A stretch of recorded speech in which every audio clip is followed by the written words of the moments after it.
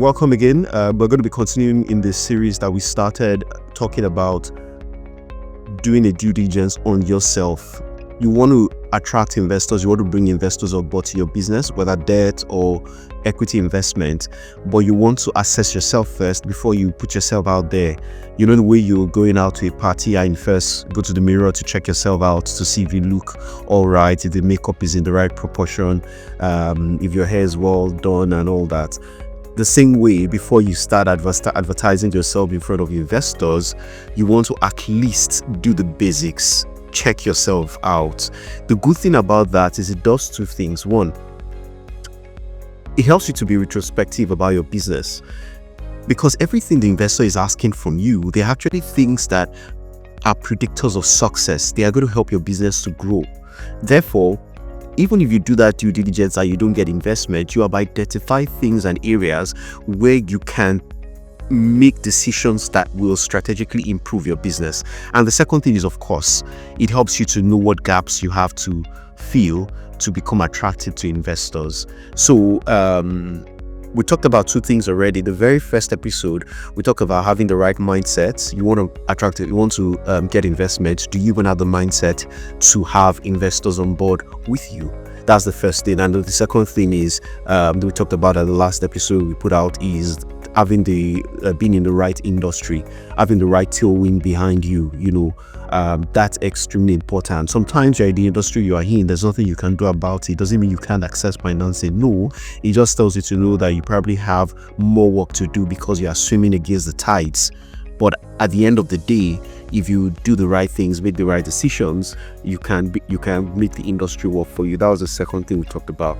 Today, we're going to be looking at legal and regulatory requirements. Now, this is a part many people find very boring. I'll be honest with you, I'm not a lawyer, I'm not an authority in this space. So everything I'm saying, take it as an advice, more or less things that I've seen in the last few years or many years that I've been investing in SMEs across the continent. So take those things and see what you can do with them. I think that's the best that we can do here. All right, so let's dive into it. What I'm going to just focus on 4 major areas where you should pay attention to when you are doing a due diligence, a legal and regulatory due diligence on yourself and on your business. The first thing is making sure you have the right business registrations and statutory filings. So the very basic minimum, is your business even registered? I think that's the very first place. And you have your registration documents with you.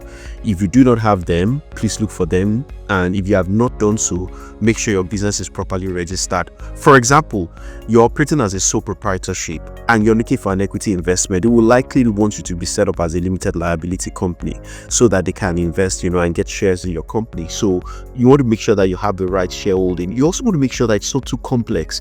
I've also seen businesses that their capital structure, their setup structure is overly complex. You have one business owned by this other business, then you and one other person own this business, and then this business owns that business, and then you want the investor to it's just very complex. Keep it simple. Keep it very simple. That makes it easier for whoever is looking at your business. They are not asking themselves questions if you are going to be trying to move funds from one entity to another. So keep it simple. I think that's one advice I would give. And then your statutory filings, basic things like, are you filing your taxes, your VAT? Are you doing those things regularly as you should? I think those are extremely critical things that you need to pay attention to, because they will try to figure out if all your filings are up to date wherever they need to be. So please pay attention to your business registrations and statutory filings. The Eldorado of where you want to be with respect to your business registration and statutory filings is that you want to maintain full compliance and have a proactive process to manage it. Now, that is the end point. That is the creme de la creme. But you might not be there today. You might want to start from somewhere first of all and work your way towards that point. That where you want to be is to have full compliance across board. Everywhere you need to be compliant, you are compliant. Your taxes, you're compliant. Your filings, you're compliant. You need to have NAFDAC registration for your products, they are in place. You need to have a SON certification, it's in place. You need to have an export license, you have it. All the things you need to do. You need to have a permit to be able to do the business that you are doing. The statutory obligations, you have all those things. That is your Eldorado. Very closely linked to this point is the second one, which I already alluded to, is you want to have the right business permits and licenses to operate your business. So you might be registered, your filings are up to date, but are there specific permits and licenses you need to operate that business? There are some that are very obvious. For example, you're producing your manufacturing products. Do you have the NAFDAC certifications for your products? Do you have the SON certification for your plant? You're exporting. Do you have an updated export permit? You're producing some very maybe a niche product that requires certain kind of IP for you to do it. Do you have the licenses? You run a logistics business. All your trucks on the road, are they properly, are their permits and licenses up to date? You understand what I'm saying? And you know what those things are. Let me pause there. I said you know what those things are. Sometimes you probably don't know what you require to do, or you need to do your homework to find out what licenses do I actually need to be able to operate this business that I am in, and do I have all of them in place? The highest point of where you can be on this is that you have all the required licenses and they are renewed on a schedule, and you're doing it proactively. So I want you to go back. I want you to go check all the licenses. Try and do that today, if possible. If not today, do it this week. Just bring out those files. What are all the different licenses and permits that I need to run this business? Are they up to date? If they are not, call your lawyer or somebody who has been helping you to do this and tell them, look, I need to update all these licenses and these permits, or I don't have permit ABC. Help me to get them and put them in place. Just add those things. Then create a simple schedule for yourself, so that you have a way to track when it is due for renewal. Things like a trademark, things like your business registrations, all those things. Add the schedule for them so that you can track when they are going to be expiring and you can update them.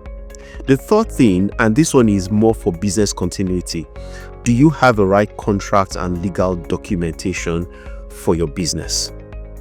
Right contracts. And contracts are everything from supplier contracts, customer contracts, contracts with even your employees, simple things as employment contracts. Do you have contracts guiding the things that you do? Those contracts need to be in place. And I want you to check, do you have a good practice? And it helps you in the long run. When we get to the financing due diligence, I'm going to talk more about this. The financing section will probably be in 2 installments, because I think there's a lot that we need to delve in, because at the end of the day, we need to know whether your business is making money or not. But when we get there, one of the things you will realize is one of the ways to unlock value, and I've talked about this in some other videos before, is your ability to leverage your contract to negotiate better terms, whether it's in terms of payment terms or credit terms with your customer. Payment terms with your suppliers, credit terms with your customers. Contracts are very powerful. Or maybe you export goods. What kind of contracts do you have with the people you export to? Are the terms clearly defined, and are you honoring those contracts as you should? So it's extremely important that you pay attention to all the contracts, because one of the things that the legal person who is doing the due diligence of your business is going to do is going to ask you for all these contracts. They will look at the contract, then they will tie that contract, the information defined in the contract, to the information you have shared to them about the commercial viability of the business. Let me give you a good example.